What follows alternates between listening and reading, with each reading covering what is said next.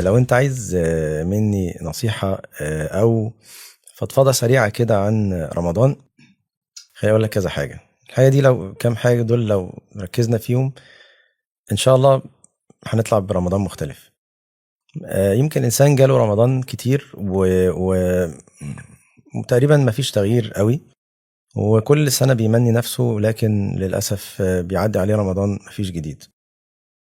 لو رمضان، لو انت بتسمع الحلقة ديت او اللي بيسمع الحلقة ديت هو بالفعل داخل رمضان، فلازم يعرف ان ربنا اداله هدية كبيرة قوي. الهدية ديت اكبر من اجر الشهادة في سبيل الله سبحانه وتعالى. تعلم طلحة بن عبيد الله رضي الله عنه وارضاه كان حضر 2 اسلموا مع النبي عليه الصلاة والسلام. الاتنين اسلموا في نفس الوقت، وكانوا الاتنين اصحاب، وكانوا الاتنين بيعملوا تقريبا نفس الاعمال بالظبط، الا ان واحد فيهم مات شهيد في معركة ما، التاني عاش بعديه 1 واحدة وبعد كده مات على فراشه عادي جدا. الجميل ان طلحة رضي الله عنه وارضاه شافهم في المنام، وشاف ان هم قدام الجنة، وان خرج منادي من الجنة ونادى على التاني اللي هو مات متأخر على فراشه عادي، ودخله الجنة الاول، وبعد كده نادى على الشهيد، وبعد كده دخل الجنة، وقال لطلحة ايه انت لسه دورك ايه ما جاش عشان لسه عايش يعني. فطلحة هيحصل له حاجة، راح للنبي عليه الصلاة والسلام قال له ازاي يعني ده مات شهيد وده مات على فراشي، ازاي ده دخل قبل ده؟ فالنبي عليه الصلاة والسلام العجيب انه ما استغربش خالص، قال له كلمة انهت المسألة. قال له أليس قد عاش بعده عام؟ فطلحة كأنه فاق، طب ايه تفرق في ايه؟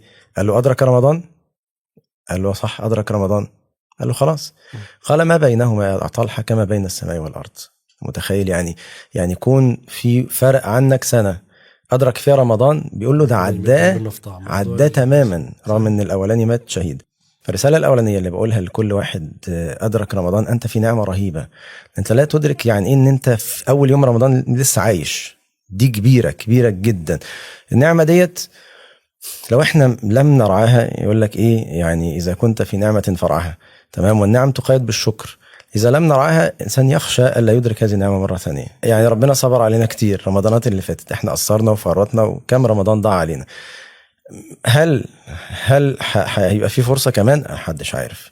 فاولا لازم تعيش رمضان ده اخر رمضان بالنسبة لك، وان انت مش هتشوفه تاني بقى قدرا بموت او اي سبب. المهم ان انا لازم اعمل اي حاجه علشان رمضان ده اثبت بيه جديد لربنا، ولا فعلا زي ما حضرتك قلت انا اخشى ان فينا ناس هترفض النعمه، ولو رفض النعمه مش عارف هيكرم بيها تاني ولا لا. يبقى انا مبدئيا ادراك او احساس العام ان انا في نعمه كبيره جدا. في ملايين ادركوها معايا، بس ما زالت هي نعمه كبيره جدا، وكلنا دفننا ناس السنة اللي فاتت اتحرموا من النعمة ديت. لا، كل يوم لحد آخر شعبان بندفن ناس حبايبنا، صديق وجار وأصغر منك مات، وكما قيل إذا مات صاحب الرجل مات، خلاص انت دفنت اللي في سنك، يعني الموضوع ما بقاش بعيد عنك خالص، ودفنت اللي أصغر منك. طيب يبقى أنا الخطوة الثانية ان أنا أستقبل رمضان أولا بتوبة صادقة. احيانا الناس بتسمع الكلمه ديت يعني ماشي تمام، بس ايه عايز ايه يعني اتوب من كل حاجه؟ يا اخي انوي، يعني شيء غريب، يعني النيه ببلاش. انوي توبه صادقه. تقول لي بس انا عارف نفسي. سبحان الله، من تقرب اليه شبرا تقربت اليه ذراعا. ممكن فعلا انسان ينوي توبه صادقه من ذنب ما هو ما زال عنده سنين عاجز عن ان هو يبطله، وسبحان الله مع تصفيد الشياطين، مع الخير اللي بينتشر، مع ربنا يصرف عن قلبه إرادة المعصية ديت. هو صدق مع الله. أصدق. وهو رب العالمين قال والذين جاهدوا فينا لنهدينهم سبلنا ومن أدمن طرق الباب ولج. قبل ما ندخل، عشان احنا في أول رمضان، أنا في سؤال بيلح عليا بطريقة يكاد يكون فعلا فارق معايا جدا، نفسي ألاقي له إجابة. دلوقتي رب العالمين عز وجل بيعتق كل ليلة في رمضان، بيعتق خلق من النار. أنا نفسي أشوف الناس اللي بتعتق ليلة 1 رمضان عملوا ايه وبيعملوا ايه. يعني ده اعتق ليله 1 رمضان ليه؟ يعني في ناس هتعتق ليله 30 لسه هتفضل 29، اللي اعتق ليله 1 دي انا عايز اعتق بدري، اعمل ايه؟ انا يعني بس الله اعلم لك يا ربنا اللي بيصطفي من عباده من يشاء. بس انا اظن الناس دي بيبقوا المشتاقين لرمضان غالبا، اللي هو فعلا يعني ولو ارادوا الخروج لاعدوا له عده. دي الناس اللي اعدت العده فعلا، اللي هو مش داخل 1 رمضان بالنسبه له مش 1 رمضان، ده واحد جاي من شعبان ايه بيجري يعني ده جاي بيجري، ده صايم حاجز على ابواب الجنه قبل ما تفتح ده أصلاً. صايم، كان صايم نص شعبان على ختم له ختمتين في شعبان، هو جاي جري اصلا. فبالنسبه له واحد رمضان ده انا جاي احصد. يا رب بلغنا رمضان الجاي بقى ان شاء الله، لازم هنكون ان شاء الله نحاول نسعى إن إحنا رجب نكون معاه. شهر البذر، وشعبان شهر السقيا، ورمضان شهر الحصاد. هو في واحد رمضان حصد بالفعل، لان هو كونه اعتق في رمضان ده بيعمل ايه؟ ده بيحصد. اعتق في واحد رمضان ده بيحصد، يبقى ده خلص اصلا، ده جاي مخلص في رجب وشعبان 3/4 المهمات. ومن اول يوم في رمضان كان بيعتق. غالبا اللي هيعتق في الاوائل دول اللي احنا بنسميهم المحسنين دول اللي بيعملوا كل حاجه بضمير. ويمكن دي نصيحه، لو انت برضو قلت لي نكمل في النصايح، نصيحه للناس في رمضان. بعض الناس في رمضان ممكن مش بيعرف يعمل حاجة جامدة قوي، يعني ممكن بيسمع حاجات عن السلف في قراءة القرآن، في التسبيح بتاع بيحصل له حاجة، فبيقول لك كده كده الدنيا بايظة يعني. فأنا أقول له لا، بالعكس، أنا رأيي إن الإنسان إذا أحسن في القليل اللي بيعمله، فإنه ممكن يتجاوز ناس كتير من أصحاب الكميات الكبيرة. إن الرجل ممكن يخرج من صلاته وكتب له عشرها، وممكن ياخد درجة كبيرة أو قليلة حسب إتقانه للصلاة. مسألة إن أنا أصلي صلاة مودع، إن أنا أحسن في صلاتي. بعض الناس للأسف عنده في حاجة مش مظبوطة في رمضان. يعني من الحاجات العجيبة في رمضان إن الناس بتهتم بصلاة التراويح أكتر من صلاة العشاء. ممكن أولوية الفرض مع النفل. يعني هو ممكن يجي لصلاة العشاء متأخر، مش مهم، بس يلحق التراويح. او ممكن يجي ياخد اول ركعتين في التراويح، يجيب العشاء. ومهم حتى جوه التراويح نفسها، جوه الصلاه نفسها، بيهتم بالقران اكتر من الفاتحه، رغم الفاتحه من القران.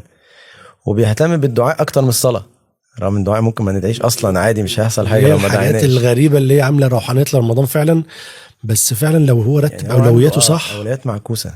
ممكن يهتم بالدعاء اكتر من الصلاه، والقران اكتر من الفاتحه، والتراويح اكتر من العشاء، رغم انه لو عمل العكس هياخد اجر اكبر. صلاه العشاء افضل من كل صلاه التراويح، دي فرض، والفرض احب الى الله من النفل. اتقان الفرض ان احنا نصلي الفرض بجد بضمير، تمام. احسان الى الله في صلاه الفجر والظهر والعصر، اللي هي العادي اللي احنا بنعمله، ان انت تنقل صلاتك لصلاه تانية. صلي صلاه مودع.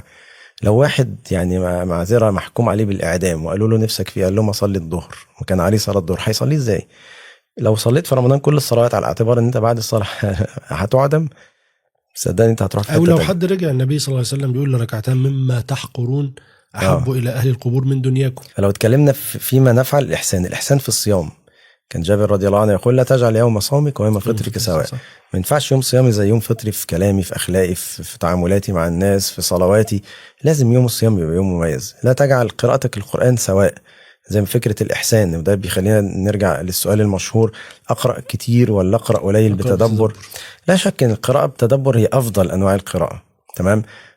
فالإنسان يعني حاول أن هو ممكن يجمع الخير على فكرة، لأن القراءة بتدبر مش لازم تكون قراءة بطيئة على فكرة، بس هي في العادة في المبتدئ بيحتاج يبطأ عشان يتدبر، ومع التمرس بيستطيع يجمع بين السرعة وبين من التدبر في نفس الوقت. فهو لو احنا خدنا من رمضان ده بداية ان احنا نتدبر، وكملنا بعد رمضان ما قطعناش، في رمضان اللي بعديه هيبقى الواحد امتلأ بمعاني القرآن انه يقدر يتدبر مع القراءة السريعة شوية. رمضان اللي بعديه ده معناه ان هو كمل بعد رمضان، ان هو كمل بقى، ودي احنا عايزينه. ودي في الإحسان دي انا عايز اخدها من الإحسان. انا هحسن العبادة، طب ما انا عايز اتغير. يعني انا عايزين رمضان ما يبقاش رحلة طلعناها واتبسطنا وكلنا أكلة حلوة بتاع ورجعنا لنفس اللي احنا فيه. ده اللي بيخلينا كل رمضان بنبدأ من الأول تاني، ان احنا بنقطع بعد رمضان. ما احنا عايزين نتغير، عايزين الإحسان ده يغير لنا بقى، ناخد منه يعني ايه دفع التغيير كده. والإنسان لو فعلا تعامل مع القرآن بإحسان، يعني أنا بقرأ بحاول أفهم، لو ما فهمتش بقرأ تفسير ميسر، ثم بحاول أطلع بعمل ما. يعني أنا لازم كل ورد أقرأه، سواء جزء أو جزئين أو اللي أنت بتقرأه، لازم تطلع بشيء، يعني بعمل ما. لازم يكون في آية أو آيتين أو 10 فهمتهم وطلعت بفكرة أو عقيدة أو سلوك أو عبادة أو تخلق، عشان يبقى إن زي ما النبي صلى الله عليه وسلم قال القرآن حجة لك أو عليك. فإحنا عايزين يبقى اللي إحنا بنقرأه ده حجة لينا. يعني عايز في رسائل في القرآن، في الحجاب وفي الصلاة وفي الربا وفي العفة وفي التقوى وفي أكل الحلال وفي تذكر الآخرة. والقرآن مليان رسائل جميلة جدا. فعايزين القرآن يغيرنا. ما ده الإحسان مع القرآن، إن أنا مش بتعامل على إنه حصلت ثواب، وإن كان طبعا الثواب أحد المقاصد، لكن الغاية الكبرى كتاب أنزلناه إليك مبارك ليدبروا آياتي وليتذكر أولو الألباب. فإذا أنا ما بطلعش من القرآن بأي عمل ولا سلوك ولا أخلاق، يبقى الموضوع بعيد بعيد. هتبقى حسنات وكده وبتاع، بس هيبقى رمضان زي أي رمضان، ما طلعتش بالتغيير المطلوب. لأن التغيير يعني في حاجة هتحصل، مش مجرد حصول على الحسنات.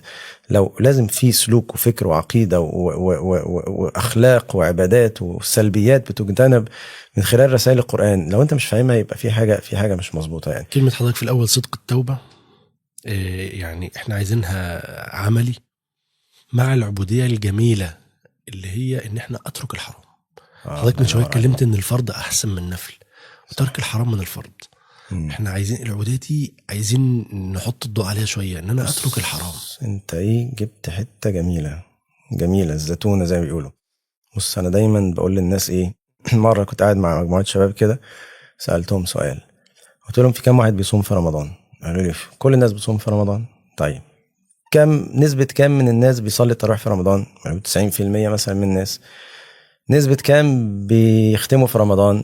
80-70%. نسبة كام بيعملوا شنط رمضان؟ 80-90%. نسبة كام بيذكروا ربنا؟ 100%. نسبة كام ما بيتفرجوش على مسلسلات؟ 1%. فعلا. نسبة كام بيشوفوش برامج المقالب في رمضان؟ 1%. نسبة كام بيتقوا ربنا في النظر للعورات والنميمة والغض البصر الموسيقى ورؤية النساء؟ 1%. فقلت لهم خليك من 1% دول. 1% ده هو اللي هيعدي عند ربنا. الباقيين مع 90% ما كل الناس بتعمل. ودايما المميز اللي بيعمل حاجة اللي ما بيعملهاش حد. العبادة في الغفلة، العبادة في الهرج. تمام، خليك من 1%. التحدي في رمضان أنا رأيي مش في فعل الطاعات، لأن الطاعات ميسرة أصلا، فما فيش تحدي. يعني دايما التحدي في الصعب. أنا مش بقول ما تعملش طاعات، بس هو ما فيش تحدي. هو في حاجة اسمها تحدي إن أنا أصوم رمضان؟ مفيش حد ما بيصومش رمضان. في حاجه اسمها تحدي اصلي في رمضان؟ ما هو الناس كلها بتصلي في رمضان. في تحدي ان انا اطلع صدقه في رمضان؟ مش تحدي. التحدي في الشيء الصعب. صح. ايه الصعب في رمضان؟ الصعب في رمضان ترك الحرام، لان فعل الطاعات كل الناس بتشجعك عليه، ترك الحرام محدش بيكلمك فيه. فانا ارى ان زي ما قال احد السلف، قال فعل الخيرات يحسنه كل احد، وترك المحرمات لا يحسنه الا صديق. يا الله، الا صديق، واحد فعلا تقي. طب انا ممكن واحد بيسمعني دلوقتي يقول لك لا شيخنا انا كده كده ماليش في التلفزيون وماليش في المسلسلات والبرامج المقالب، ماليش فيها، انا ما بتفرجش على التلفزيون اصلا. هقول له باشا احنا ما بقيناش دلوقتي في عصر التلفزيون. الحرام اللي انا اقصده يعني اللي اقصده فعلا الحرام اللي في موبايلك، لان الحرام دلوقتي مبقاش في التلفزيون. هو مين بيتفرج على التلفزيون؟ الشباب ما بيتفرجش على التلفزيون. الشباب عنده نتفليكس على الموبايل، وعنده واتشيت على الموبايل، وعنده تيك توك، وعنده انستا، وعنده كل الشمال هو تحت البطانية. مش محتاج يشوف التلفزيون. محدش بيتفرج على التلفزيون، ولا صالح ولا طالح، بقى عواجيز بس بيتفرج على التلفزيون. كل كلام على الموبايل. اللي فعلا هيطلع كسبان من رمضان هو اللي بيتقي ربنا في الموبايل. تيك توك بتتفرج على ايه؟ الانستا بتتابع ايه؟ تمام. بتشوف نتفليكس ولا لا؟ واتشت ولا لا؟ هتتابع مقاطع المسلسلات ولا لا؟ هتتابع مقاطع برامج المقالب ولا لا؟ هتشوف عورات؟ هتسمع موسيقى؟ هتسيب صلاة عشان ماتشات رمضان؟ ده الكلام معاه. اللي هيعرف يتقي ربنا في دي، لو طلع ما عملش محرمات زائد ان عمل طاعات ولو قليلة، ده في حتة تانية. لكن سهل جدا يعمل طاعات كتير وقصادها اضعافها من المحرمات، وده اللي بيحصل. عشان كده نحس من رمضان ما طلعتش بنتيجه كبيره. فانا ارى ان التحدي في رمضان هو في ترك الحرام. التحدي ده والحاجات اللي بتحصل في رمضان دي بتظهر معاني قوه في رهيبه الواحد فينا ما كانش بيقدر يعملها. يعني ترك الحرام نفسه، كتير من الشباب بيسيب الاباحيه في رمضان. كتير من الشباب اللي بيشربوا بيسيبوا في رمضان. كلنا بنصوم في رمضان. صلاة التراويح انت لو حد طلب منه يصلي كل يوم 3 ركعات قيام بيبقوا تقال جدا جدا. بنصلي 11 ركعة، في اللي بنص جزء وفي اللي بجزء وفي بالاكتر. القوة دي بتطلع حاجة جوانا احنا احيانا كنا استسلمنا فيها. اظهار معاني القوة في رمضان، او تقدر تقول اكتشف نفسك في رمضان. رمضان بيكشفك قدام نفسك ان انت ما انت تقدر اهو، يعني ما انت جامد، يعني ما انت تعرف تعمل. تمام. انت بطلت كذا وبطلت كذا وبطلت كذا، وقريت ختمت ختمتين وصليت كل الصلوات في جماعة وقدرت تبطل اباحيه بنسبه كبيره حتى، طب ما انت تقدر يعني. اذا انت ما عندكش مشكله، انت مش عاجز زي ما انت زعمت قبل رمضان ان انا ما اقدرش.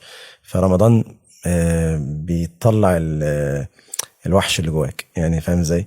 انت فعلا انت في عندك امكانيات كبيره جدا، بس انت ما كنتش مدركها. خاصه لو واحد اعتكف، الاعتكاف بيطلع امكانيات مرعبه، بتكتشف ان انت ايه ده، انا اعرف اعمل كل ده فعلا. الواحد ما كانش متصور انه ممكن يقف في طبور الحمام بتاع الاعتكاف فضلوا انه يعتكف 10 ايام ويصلي بالاجزاء وينام على الارض وقعدت من غير تلفزيون ومن غير نت، والدنيا كانت مشيت عادي، وكنت بتاكل اقل اكل وبتنام على الارض.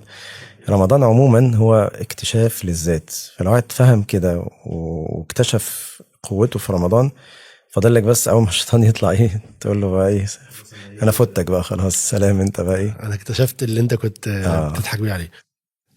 رب العالمين لما ذكر شهر رمضان ويا للعجب ما قالش شهر رمضان الذي فرض فيه الصيام، قال شهر رمضان الذي انزل فيه القرآن. انا مش قادر اتفك عن القرآن برضو، معلش عايزين نمسك في القرآن شوية، خاصة حضرتك ليك يعني ايه تجارب جميلة وحاجات في مدرسة الذاريات والكهف وكده.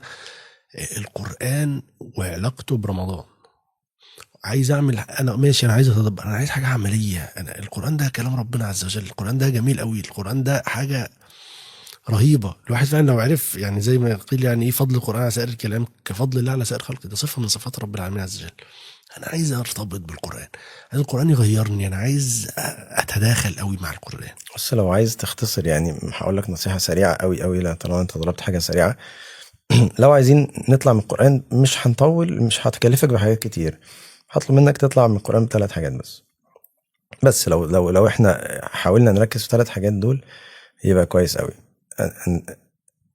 معرفة الله، معرفة الدار الآخرة، معرفة الحلال والحرام. بس ده مؤقتا دول 3 أهداف كده انت ماشي، دي الأهداف الأساسية في القرآن عايز تطلع بيهم. معرفة ربنا، إنني أنا الله لا إله إلا أنا فاعبدني وأقم الصلاة لذكري، إن الساعة آتية أكاد أخفيها لتجزى كل نفس بما تسعى فلا يصدنك عنها من لا يؤمن بها واتبع هواه فتردى. دي الأهداف الأساسية، أنت عارف ربك، أنت عارف الدار الآخرة، وبعد كده تعرف إيه المطلوب مني بقى، إيه المطلوب منك. فحاول دايما في قراءتك تعمل حاجتين دول: كيف أعرف ربي من خلال الآيات، إيه المعلومات اللي طلعت بيها عن الدار الآخرة، ايه الحلال والحرام والاحكام. مش لازم تكون احكام صلي وصوم، احكام قلبيه: الرجاء، الخوف، التوكل، الحب، الحياء. وعاشرهن بالمعروف والاستعفاف الذين لا يجدون نكاحا. الاستعفاف، اطلع بواجب عملي. فلما تعرف ربنا كويس من خلال اسماءه وصفاته وافعاله في القران، وتعرف الدار الاخره، الجنه والنار ومشاهد يوم القيامه، ده يأثر فيك ويزود الإيمان. تنزل بقى على الواجب، الحلال والحرام، وافعل ولا تفعل، تلاقي نفسك مستجيب بسهولة. لو مش عارف تزود عن كده هذا يكفيك. لو عملت ده واجب في كل قراءة، عارف كيف تعرف ربك من الآيات، ايه المعلومات اللي حصلتها عن الدار الآخرة من الآيات، ايه المطلوب أو العمل اللي استخرجته من الآيات، أظن ده هيبقى كفاية قوي إن أنت تنطلق انطلاقة كبيرة. كل واحد فينا بيقرأ القرآن بسهولة كده، سلاسة كده، اللي هو يعني ما بياخدش منه كما يجب. بس احيانا الواحد لما ربنا بيفتح عليه في القرآن بحس انه مستعلي جدا على الخلق كلهم وعلى كل المناهج الفكرية. بحس القرآن بيرد على كل حد غلط وبيشجع كل حد صح. يعني مثلا سورة الروم انا شايف ان هي تهدم الالحاد كلية.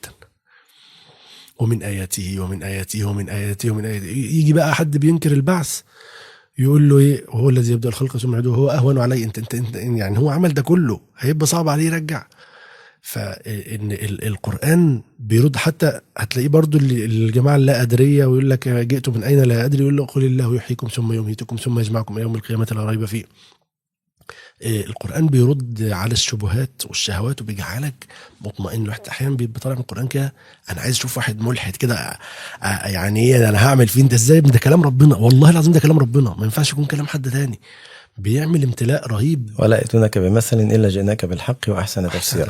القرآن فيه رد على كل الشبهات، سواء للأسف مش أي حد بيحسن الموضوع دوت. يمكن تجربتنا في قبل كده في تفسير مدرسة الذاريات على الأقل مثلا، شفنا رد كتير جدا على الشبهات وإشكاليات كل أصحاب المناهج المنحرفة. كان الرد عليهم سواء في سورة الطور، سورة النجم، ووجدنا ردود كتيرة جدا. كلها صور 2.5 صفحة ورد حاسم 3 سريع صفحات، قاطع، الموضوع وكانت بينتهي ببساطه. بتخلص اللي هو كفار قريش وغيرهم اللي هو أم خلقوا بيتصدموا. من غير شيء أم هم الخالقون أم خلقوا السماوات والأرض بل لا يوقنون. خلاص الموضوع إيه، الإلحاد خلص. فكاد قلبي ان يطير. كتاب فصلت ناشدتك الله والرحم الا سكت. ده انت يعني ايه، مش قادر خلاص يقول لا ادري الموضوع ما ده يجي الا بقى الصاعقة. بعد تمرس. الموضوع ده محتاج بقى تفسير وادوات وكده. ما احنا عايزين رمضان بدايه. هو بقى ميزه رمضان ان انت لما الايات اللي انت بتفهمهاش بتتضايق من نفسك، فبتبقى عندك رغبه في انك تفهمها. ممكن مش هتلاقي وقت قوي في رمضان، بس تبقى عازم بعد كده ان انت لا، ما ينفعش يجي عليا رمضان وانا مش فاهم كل الايات ديت يعني. فبتبتدي بقى تدور على طريقه للتعلم سواء بالقراءه او بالسماع. بيحصل لك شوق بقى ان انت تفهم القرآن بعد ما انت حاولت تفهمه، بس اكتشفت ان انت مش عارف تطلع بحاجات كتير على قد ما عندك من لغة ومن العلم الشرعي. فبيحصل بقى شوق الى المزيد. فده اللي احنا بنقول عليه بعد رمضان بقى، ان انت تطلع من رمضان بمكسب، بس المكسب ده بيغريك انك تكسب اكتر رمضان اللي بعديه. بس مش هينفع على الوضع ده، مش هتفضل تكسب نفس المكسب ده بالذات كل مرة. يبقى لازم نكمل بعد رمضان في التوبة وفي قراءة القرآن وفي الصلاة، ونخش رمضان الجاي لا واحد أحسن بكتير والنتيجة أفضل بكتير. عودة على بدء التوبة أول المنازل وآخر المنازل وأوسط المنازل. احنا اتكلمنا في التوبة الصادقة وقلنا عايزين توبة صادقة، وما تقولش بس التوبة الصادقة دي عايزة حاجات عملية عشان تبقى صادقة. هو واحد عمل توبة قال أنا توبة صادقة بس ما غيرش صحبته وما بعدش عن الأسباب اللي بتوقعه، مش توبة صادقة. عايزين التوبة الصادقة دي واجب، زي ما حضرتك قلت لنا كده في القرآن: اعرف ربك والدار الآخرة والحلال والحرام أو الأحكام. عايزين التوبة الصادقة في خطوات عملية كده، إن إيه إن شاء الله نتغير في رمضان. بس هي التوبة لازم نفهمها أوسع من مجرد الذنب. التوبة هي انتقال من حال إلى حال أكمل، فكل انتقال من حال إلى حال أكمل يسمى توبة. التوبة هي الرجوع، والرجوع إلى الله مش لازم يكون من ذنب. ممكن أنت بتصلي بس مش بتصلي قوي، يعني مش بتركز. لو صليت صلاة مركز فيها أنت تبت من الصلاة اللي فاتت. تمام. وتوبوا إلى الله جميعا أيها المؤمنون لعلكم تفلحون. والنبي عليه الصلاة والسلام قال إني أستغفر الله وأتوب إليه في اليوم 100 مرة. هو بيعمل 100 ذنب؟ مش مستحيل. مستحيل. فمال بيتوب 100 مرة من إيه؟ بيتوب من أحوال إلى أحوال أكمل، بينتقل بيكمل عليه الصلاة والسلام. دايما بيبقى حاول يبقى إيه أحسن. فكل ما يبقى أحسن بيعتبر دي توبة، انتقال من حال إلى حال أتم. عشان كده بنقول التوبة دي وظيفة المؤمن، وظيفة جميع المؤمنين مهما كانت درجاتهم في جميع الأوقات. لأن المؤمن دايما عنده رغبة في أنه يكون في حال أكمل وأتم. طبعا أولى الناس بالتوبة صاحب المعصية، لأن ده اللي معرض للخطر يعني. فالصدق في الموضوع دوت إن هو فعلا يعني إذا تاب من ذنب فإنه يغلق أبوابه. مش ممكن انا اكون سايب نفس الابواب مفتوحه ومتوقع ان انا مش هرجع لنفس الذنب ده تاني. خلاص انت عارف الاباحيه بتجيلك من 1 2 3 4 1 2 3 4 اتقفل. انت عارف السجاير بتجيلك من 1 2 3 4 1 2 3 4 اتقفل. اقفل الابواب الاول ثم اصدق مع الله ان انا قفلت يا رب الابواب، خلاص انك انت افتحه وتلجه وانا مش هفتحه. وبعد كده عزمت ان انا ابطل بقى، ساعدني يا رب. وفاضل لي نفسي بقى، تقاوم نفسك، تبطل، تنوي ان شاء الله مش هرجع للذنب ده تاني، وتفتح ابواب عكسيه تساعدك تبطل. يعني الصحبة السيئة تبدلها بصحبة صالحة. المجالس اللي كانت بتساعدك على الغيبة تقعد في مجالس فيها قرآن، تبدل بحيث ايه يبدل الله سيئاتهم حسنات. وترجو من الله ان انت ما ترجعش للذنب ده تاني فعلا، وانت عازم ان انت مش هرجع له تاني. وتقاوم على قد ما تقدر، زليت زلة ما تيأس. نعيد نفس الكلام ده من الاول. والتوبة الاولى مقبولة وان شاء الله، والتانية مقبولة طالما كانت النية صادقة ان انا مش هقع ابدا. بس ما فيش حد ما بيقعش، عشان نبقى واضحين مع نفسنا. بعد فترة نفسك وقعت قوم تاني، وهتقعد فترة كويس هتقع قوم تاني. الشطارة ان انت بتقلل وقعات بس على قد ما تقدر طول ما انت ماشي، والحال كده يرجى له الخير. وإيه كما قال تعالى: وآخرون اعترفوا بذنوبهم خلطوا عملا صالحا وآخر سيئا عسى الله أن يتوب عليهم إن الله غفور رحيم. يعني مش هينفع نبقى في بداية رمضان وبنهنئ الناس برمضان وبناخد برنامج كده للتغيير وما نجيبش دور المرأة في رمضان.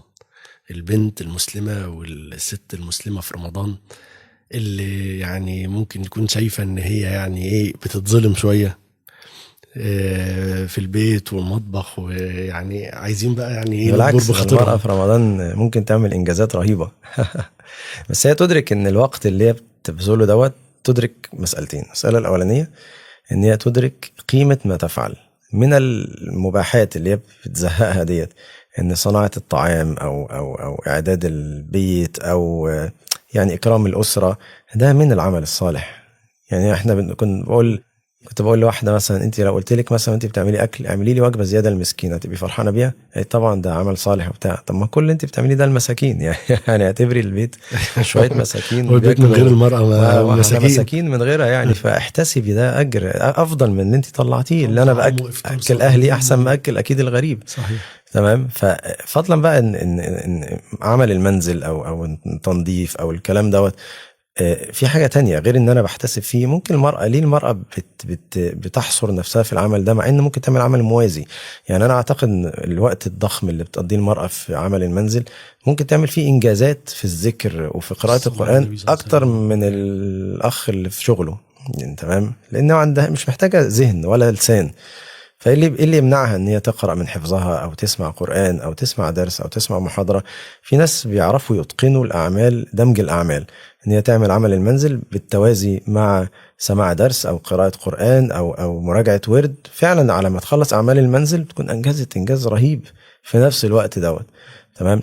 فهي لو عملت الاتنين دول اعتقد هتبقى من المرأة السعيدة فعلا، اللي هي يعني كسبت رمضان فعلا، كسبته في خدمة اسرتها والتباعد للزوج وحسن معاملة الاولاد والكلام دوت، وكسبته ان هي قدرت تعمل اوراد كبيرة وما خسرتش الوقت ده خالص. تمام. وتحدي المرأة في رمضان في ان هي تظهر حجابها المحتشم، ومسألة ان هي تحسن في حجابها في رمضان دي بتبقى رسالة دعوية جامدة جدا، خاصة اللي بينزلوا يصلوا التراويح. بتبقى فعلا يعني ملفتة لكل احد. مش قصدي ملفتة للرجال، قصدي النساء فعلا بيشوفوا نماذج، في نماذج فعلا تبقى مبهرة في المساجد التزامها وحجابها الكامل، بتبقى قدوة للبنات فعلا. ان بيبقى في خلل كتير طبعا في حجاب البنات عموما، واحيانا بعض البنات بتعتقد ان في حجاب معين كده ده تمام، بس هو مش تمام قوي. بس بشوف النماذج ديت اللي هم فعلا نيتها وهي نازله بتحسن في حجابها، ان هي تقدم صوره ونموذج جيد للبنات وتنصح البنات في المصليات، وتطلع ببنت او اتنين فعلا تغير حجابهم، ده مكسب كبير قوي لاي امراه. فيعني انا مش عارف، يعني شايف المرأة مش بتخسر اي حاجة في رمضان، بالعكس دي بتكسب حاجات كتير قوي معانا. طيب احيانا معلش عشان جينا المرأة، موضوع ال الايام العذر الشهري بقى، ان هي مثلا لو جم في ليلة وترية ولا تحس ان الدنيا ضاعت منها وتحس ان هي تكتئب، مع ان هي قدامها فرص كبيرة جدا جدا جدا. بص، هو طالما ربنا اللي منعها يبقى هي ايه يعني، يبقى هو اللي هيعوضها من الاخر. يعني هو طالما اللي منعها هيعوضها. زي اذا مرض العبد او سافر كتب له ما كان يعمل صحيحا مقيما. فالعذر ده يعتبر مرض كالمرض، الاجر كامل. هو مرض، هو بالنسبه لها ده مرضها تقريبا، اللي هي بيمنعها من الصلاه، مرض منعها من الصلاه او عذر منعها من الصلاه.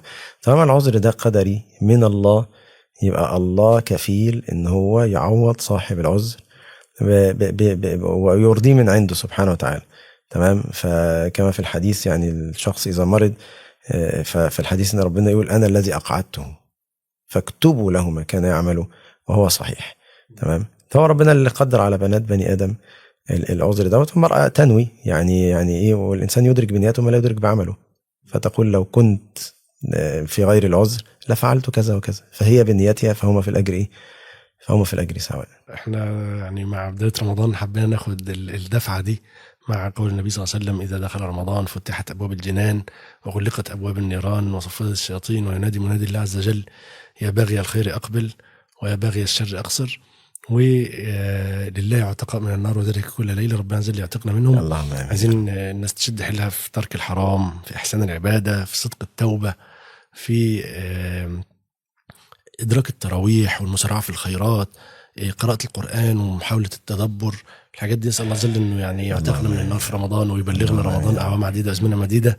احنا يعني سعداء باللقاء ده. الله يرضى عنك حبيبي، وربنا عز وجل يرضى عنك ويبارك فيك يا رب يحفظك. ربنا يجمعنا الخير. جزاك الله خير، ربنا يرضى عنك يا رب. بجد احنا كنا سعداء النهارده بالباشمهندس علاء حامد معانا، ويعني كانت حلقه جميله، واسال الله عز وجل انه يستعملنا في رمضان. عايزين نشد حيلنا يعني ناخد النصايح دي، والله انا احسبها نصايح صادقه من محب. فيعني عايزين ناخد بيها لحد اخر يوم في رمضان، مش عايزين نكسل، مش عايزين ليله واتنين، عايزين يعني ناخد رمضان وان شوت كده لحد الاخر. ربنا يعتقنا من النار ويثبتنا على الطاعه بعد رمضان. السلام عليكم ورحمه الله وبركاته.